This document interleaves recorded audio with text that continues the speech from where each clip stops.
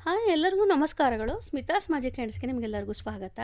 ನೋಡಿ, ಈಗಾಗಲೇ ವೈಕುಂಠ ಏಕಾದಶಿ ನಾಳೆನೇ ಇರುವಂಥದ್ದು. ಅಂದರೆ ಮಂಗಳವಾರ ನಾವು ಆಚರಣೆ ಮಾಡ್ತೇವೆ. ಪೂಜೆಯ ಮುಹೂರ್ತ ಅಂತ ಬಂದಾಗ ಬೆಳಗ್ಗೆ ನಮಗೆ ಸೂರ್ಯೋದಯದ ಸಮಯ 6 ಗಂಟೆ 44 ನಿಮಿಷಕ್ಕೆ ಪ್ರಾರಂಭವಾಗಿರುವಂಥದ್ದು. ಹಾಗೆ ಪೂಜೆಯ ಶುಭ ಮುಹೂರ್ತ ಬ್ರಾಹ್ಮಿ ಮುಹೂರ್ತ ಬೆಳಗಿನ ಜಾವ 5 ಗಂಟೆ 24 ನಿಮಿಷದಿಂದ 6 ಗಂಟೆ 20 ನಿಮಿಷದವರೆಗೂ ಇರ್ತದೆ. ಇದು ತುಂಬನೇ ಶುಭ ಸಮಯ, ಜೊತೆಲಿ ಧನುರ್ಮಾಸವೂ ಕೂಡ ಹೌದು. ಅದರ ನಂತರದ ಸಮಯ ಬೆಳಗ್ಗೆ 7 ಗಂಟೆ 49 ನಿಮಿಷದಿಂದ 8 ಗಂಟೆ 19 ನಿಮಿಷದವರೆಗೂ ಸಮಯವಿರುತ್ತದೆ. ಅದರ ನಂತರದ ಸಮಯದಲ್ಲಿ ಪೂಜೆಯ ಬೇಡ. ಯಾಕೆ ಅಂತಂದರೆ ಅದು ಯಮಗಂಡ ಕಾಲವಾಗಿರುತ್ತದೆ. ಅಂದರೆ ಬೆಳಗ್ಗೆ 9 ಗಂಟೆ 35 ನಿಮಿಷದಿಂದ 11 ಗಂಟೆವರೆಗೂ ನಮಗೆ ಪೂಜೆಯ ಸಮಯವಿರುವುದಿಲ್ಲ.